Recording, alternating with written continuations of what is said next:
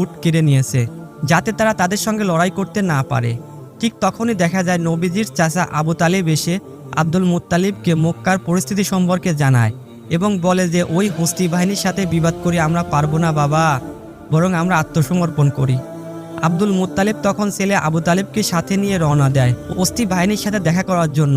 আর এই হস্তি বাহিনীর প্রধান হলেন মক্কার পার্শ্ববর্তী এলাকার ইয়ামেনের শাসক আব্রাহা, যে ছিল অনেক ক্ষমতা ও শক্তির অধিকারী। মূলত আরব সমাজ তখন অন্ধকারে ডুবে থাকলেও পৃথিবীর বেশিরভাগ মানুষ এটা জেনে গিয়েছিল যে ইসলাম হলো পৃথিবীর সর্বশ্রেষ্ঠ ধর্ম এবং সত্য ধর্ম।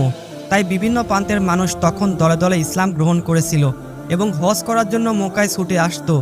ইসলাম ধর্ম এবং কাবার এতটা গ্রহণযোগ্যতা দেখে আব্রাহা তার ক্ষমতার দাপটে ইয়ামেন রাজধানী সানাতে হুবহুব কাবার মতো একটা গির্জা তৈরি করেছিল।